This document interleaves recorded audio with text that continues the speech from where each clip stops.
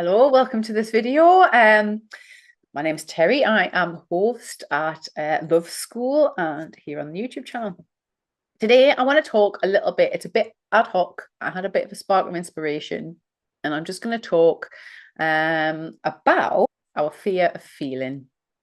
Now, there's another video that I've done. In fact, there'll be a couple videos where I'm dressed like this because they're kind of connected. They're in the flow and I'll publish them. I'll be scheduling them to publish out on our YouTube. So look out for them.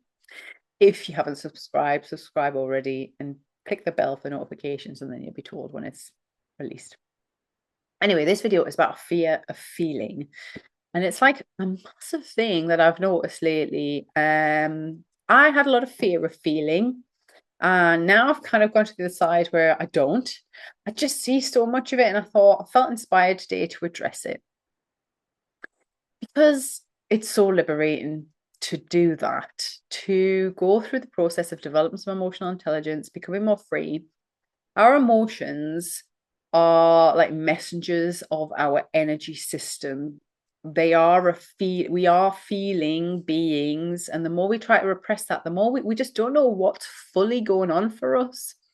We're responding to life in 3 dimensions when there's so many more dimensions available to us. And the only way we tap into that is being honest about our feelings and understanding more our energy.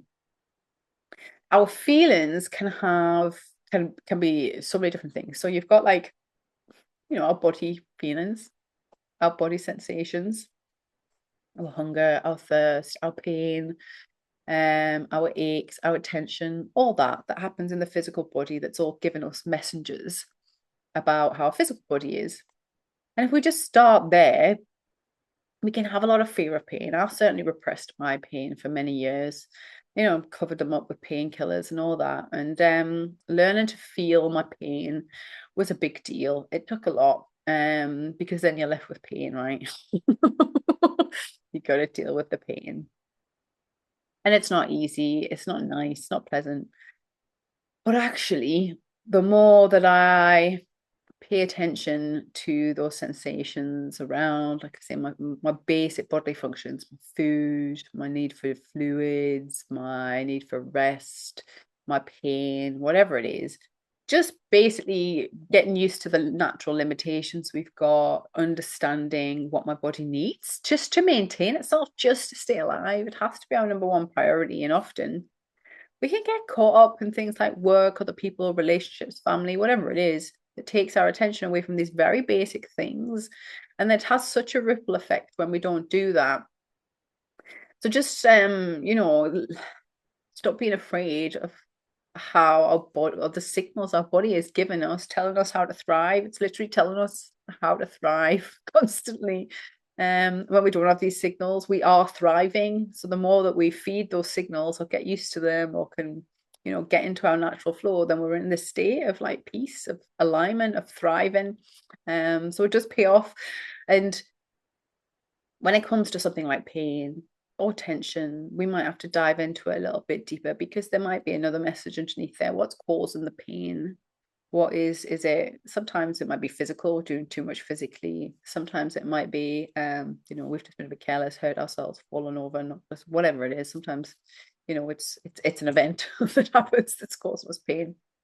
Sometimes it's underlying repeating habits. I've had to deal with chronic pain at times. I have fibromyalgia and hypermobility, all that kind of neurodivergent related stuff, hypersensitivity. And that means I feel a lot of pain at times and I've had to manage it. And sometimes that is like literally like emotional pain and things trapped in the body. And I just had to learn how to nurture my body and respect my limitations and give my body what it needs. And the more that I do that, the more I give into my body and pay attention to these signals and adjust myself accordingly, the less pain I have, funnily enough, especially when I get a bit inquisitive. I am intending, I've got like a list of blogs I want to publish, but I am intending, one of the blogs on my list is about how I figured out how to manage some of my fibromyalgia pain effectively with really, really simple solutions. One of them is looking at my diet. I've altered my diet a lot in the past year, cutting out certain foods, especially certain sugars and things, which had a massive impact. And another one is just like, because I get a lot of tension as well, it's actually just shorten your hand, because sometimes it can be quite hard, trying to get around there, like massage and, all these places, it can be really difficult. And a little quick tip, just spending some time loving on ourselves, just massaging, because in our hands and our feet, we have like reflexology points, our head, all links to all of the points in our body and stuff, you see. That's why I'm saying that, so that can help ease tension. So yeah, fear of feeling. Often we can repress even our basic kind of helpful body signals where we're kind of lacking or telling us when we're overdoing things, that then cause onto ripple effect that make us fear feeling. And we ignore these signals of taking care of ourselves, and then we don't, it leads to bigger consequences. So the other side of it, though, is our emotions. I'm a particularly deep thinking, feeling person. Very sentimental. I do seem to like feel and take things into my heart. And I've even had to do like a lot of work over the years, like heart opening and all that stuff. So I can have more capacity to be honest about my feelings. And I had a lot of trauma, so there was a lot of like stuff that I didn't process, learned to repress, and things that actually did affect me, and I didn't know how to process all that. And relational trauma, it can be lots of different things that cause us to fear our emotions. And obviously we've got a massive broad spectrum of emotions, and some we might be more used to feeling than others, but often I found that the pattern for myself was just generally I was afraid of feeling. So not only the bad stuff, grief, disappointment was a big one for me, anger, sadness, jealousy, but also the good stuff, joy, excitement, love, care.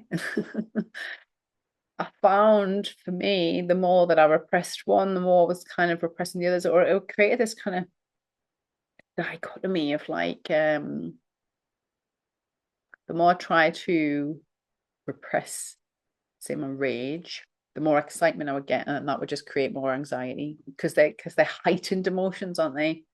And I often think the more we try, it's a bit like a spring, right? Oh, that's a good metaphor. We push down a spring, and then when it eventually comes up, it's like, that's what happens with our emotions. The more we fear them and push them down, push them back, at some point they're gonna come up, and then it's like this dawn, it'll be up and down for ages, and it's a lot. Blah. I understand why we fear them. I mean, that makes sense. That maybe wasn't, that's very vivid metaphors. But the other side of that, right? Once that settles down,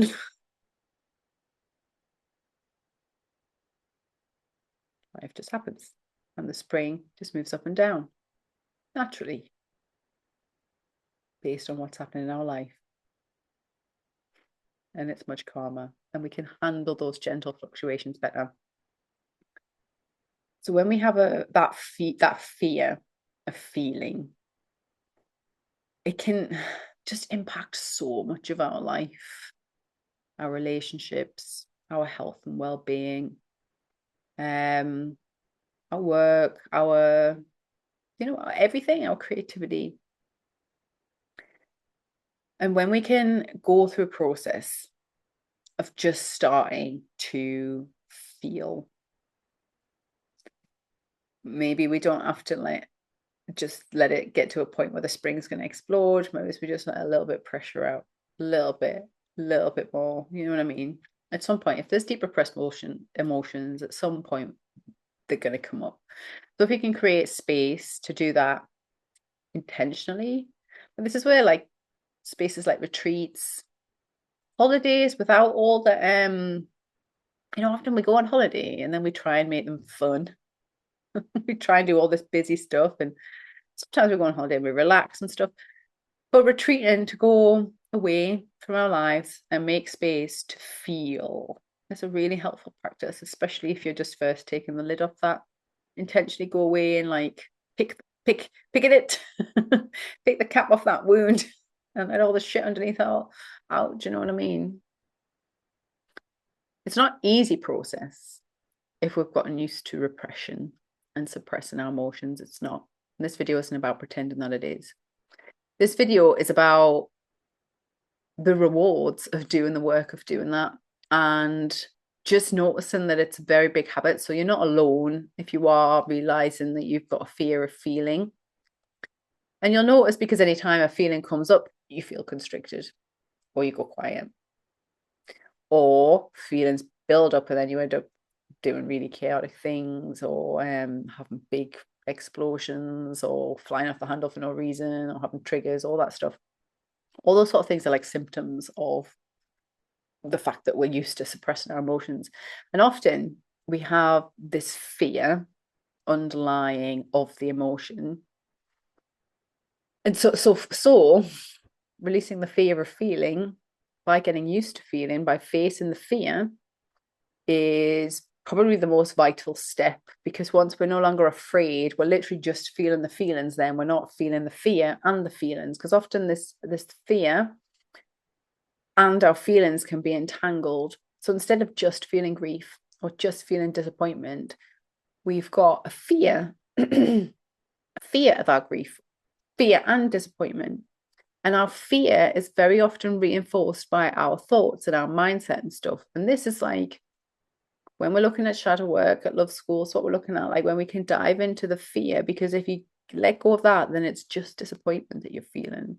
We don't have to have judgments on it. We don't have to have justifications of why it is or isn't okay to be feeling disappointed, or why it is or isn't okay to be feeling grief. Especially once the fear has gone and we realize that we survived every feeling we've ever had. I've survived every feeling I've ever had. You've survived every feeling you've ever had. It didn't kill you. It didn't destroy you. Even if it caused you a lot of hurt, even if at times maybe it has really significantly impacted us, our emotions, there's generally a message underneath that. And often it's not the emotion that's impacted us, it's the situation around the emotion.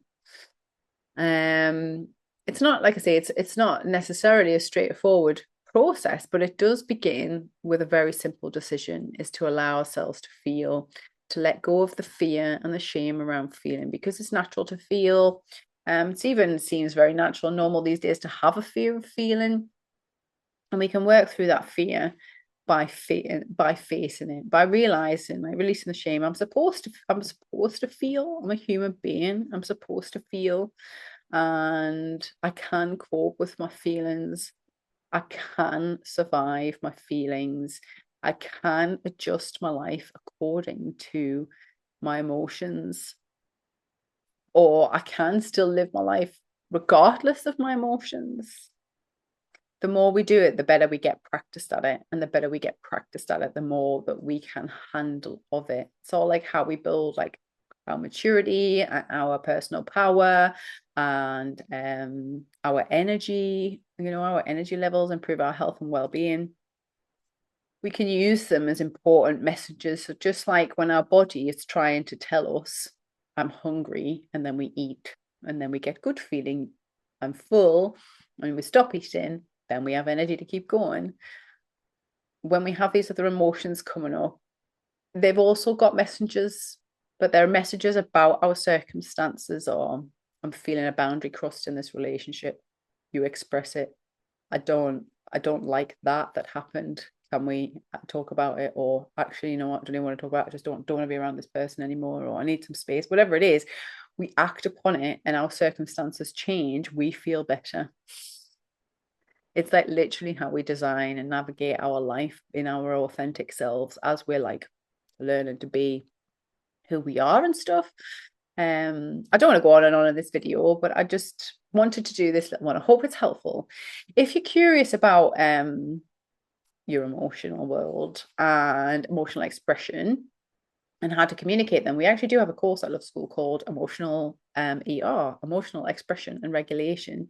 which is combining looking at our emotions with non-violent communication. So that's like getting in touch with our feelings and needs and how we express that verbally with people, but also our creative expression, our artistry, how we can express our emotions in creative ways and stuff.